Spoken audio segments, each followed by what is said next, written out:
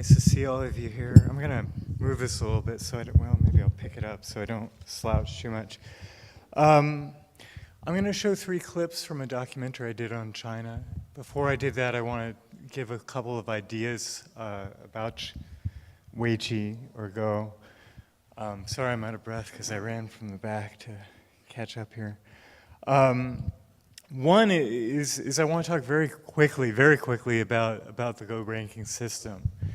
And I think Ming did a wonderful job of letting us all know how incredibly difficult that process can be.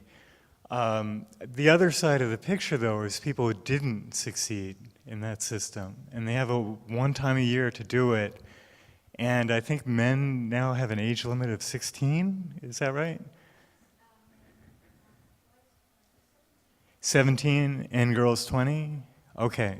So basically, if they don't manage to do it on this annual competition by the very young age, they're done. Except for 2 slots that are saved to the age of 25 if they win a national competition or an international competition, then they still have a chance to become a professional. Point being, there are other ways to do this. And for example, the international chess takes a cumulative score of all the competitions you do, and you slowly work your way up. And it's less of a life-death situation. It's less of a, this 1 year will make or break my entire life. And so I think that's something to consider. Ming's teacher, who told her that the professional exam is 40% skill, 40% mental state, and 20% luck, there's some truth to that. And having been on a lot of grant committees, reading grants, having been on a lot of graduate school applications looking at this, I could say definitively years are not the same. That 1 year will have a very strong pool of candidates and another year will not. And so part of that luck is what year you happen to go up. This is not to call for reform. It's not America's place or my place to suggest China change its ways or Japan change its ways. And this is not to belittle the achievements of Ming and other people who have 1 dan or professional or above. Basically, as she pointed out, that's around 30 people a year who get it in a population of 1.2 billion people. And so essentially, she's already better at Weiqi than I'll be at anything in my entire life. And that's kind of an amazing thing when you think about it. So that's not to criticize, but to say some point, America will be deciding what we want to do with our competitions. At some point, we will be funding competitions with enough money to tempt professionals from around the world. When that point comes, it'd be nice if we thought about what system we wanted to use to decide who gets to compete and who doesn't get to compete. That was my only point with that. Second, very quickly, Go is a terrible name. And just because we live in the internet age, and so for example, looking in the internet for this symposium, Go Symposium, takes you to a whole range of things that have nothing to do with this. I was in China looking up Weiqi, the character, in Chinese on a Hong Kong internet site, and I said Korean Weiqi, and it took me to travel in Korea. It had actually translated the Chinese character into English syntax of Go, and then had all the problems that we have with the English. I was having lunch with someone who suggested maybe GOH, which would solve the problem very nicely. I had suggested Weiqi, which would also solve the problem very nicely. But Go is something I think we need to rethink. And then third point, and then we'll watch the films, is I think that the people in this room, the people watching on the internet, the people who are going to be watching the archives, we are really some of the central people to promote the game, to promote ideas about the game. And as the Spider-Man line goes, with great power comes great responsibility. And I think we've been careless. I think that we have casually repeated the mantra of Weiqi being at least 4,000 years old, which there's absolutely no proof for that. Essentially, you know, I was looking at things to teach introductory courses online, booklets. Every one of them started with this mantra, we're at least 3,000 years old, 4,000 years old. I think, in fact, the oldest definitive records are around 2,500 years ago. So you know, I'm not saying it didn't exist 4,000 years ago, but for now, we need to change that timeline. Along the same lines, saying that Weiqi began out of divinatory practices or out of accounting practices, while a very appealing idea, there's absolutely no proof for this. And it's irresponsible for us to repeat this until there is proof of it. Again, I'm not saying it's wrong, I don't mean to offend people, but for now, I think we need to be more cautious in our statements because the American populace that is learning this game is looking to us for these answers. Those of us who are teaching classes, who are leading Go clubs, who are writing on this material. Anyway, those are very small points. I wanted to show 3 trailers from my documentary. Each one's about 2 minutes each. I spent some time in Beijing. While I was there, I was taking classes with 10-year-olds for a few weeks, and I was hanging out with retired guys in a park for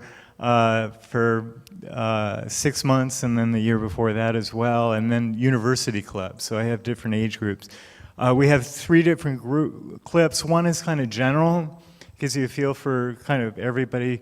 One is talking about Nie Weiping, the 9-dan profession who's very important in China, and they'll talk about why. And one is talking about why people in China feel that Weiqi is a good instructional tool for children, what it teaches children. Okay, you ready?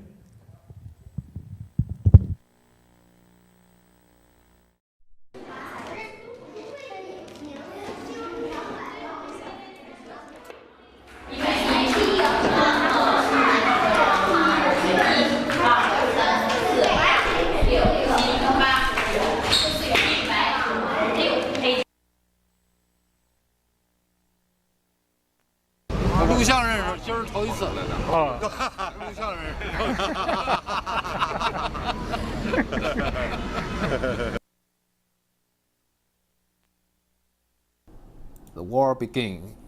Let you see the two sides, they are still connected with each other. Now it's not Chinese boxing, but two men fight with each other, catch the other's hair, and maybe catch the other's neck.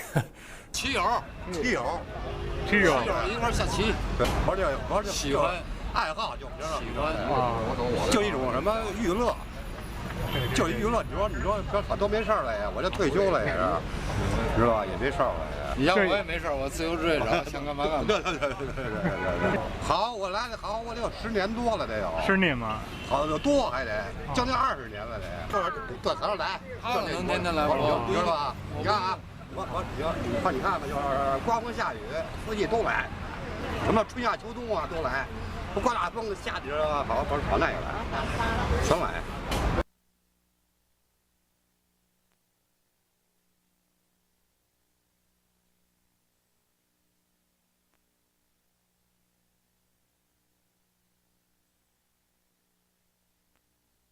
围棋对小孩子有什么帮助？这个帮助我觉得很大。首先，我可以差不多可以这么说，就是学围棋、下围棋的小孩基本上都是比较聪明的，应该基本上一个共识，就是说，首先因为围棋它对于思维的逻辑思维训练很强。完了，其次，如果小孩比如说5、6岁的时候学棋的话，他其实上那些算术的那些东西基本上就不用再学了，因为围棋的本身就是在计算，它在目数的计算。那么包括其他的，比如说让他们去静下来、坐下来。因为很多小孩很调皮，他坐不下来，下围棋的话可以帮助他们心静下来、坐下来，完了以后也是一个很好的一个帮助。那么对于小孩来说，帮助反正很多个。对于他们以后上学，我觉得围棋本身就是一个训练思维的一个过程。他们一边上学一边下棋，我觉得并不耽误，非常好。以后的话，他们即使如果上了中学，包括上了大学，实际上围棋可能就一直伴随着他们，可能一直也就可以有时候也可以当做一个消遣，也可以当做一个个人的爱好，或者以后甚至到社会上以后，也可以把围棋当做一种个人的一个发展的一个途径吧，这个我觉得很好。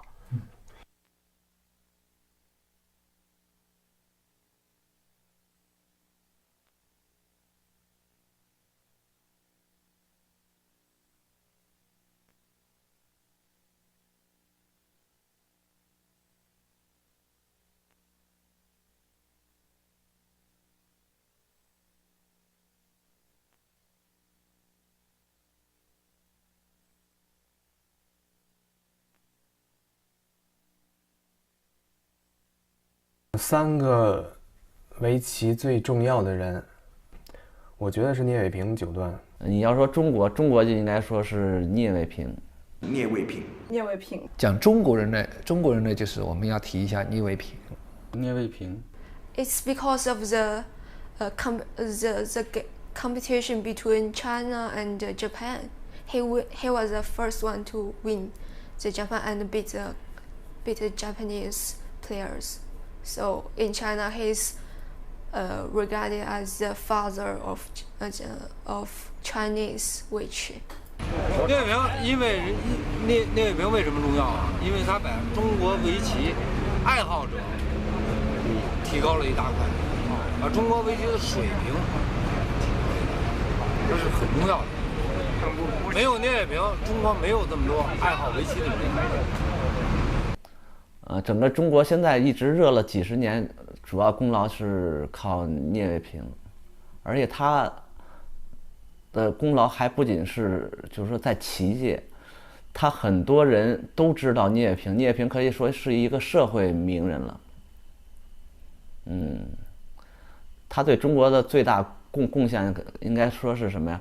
就是他让中国人振奋起来了，而不是说光是围棋。因为当时中国好像是百废待兴的时候，从文革刚出来，就需要一些就是说振奋人心的东西去提起中国人的那种士气。那个时候是他做的最好。Okay, so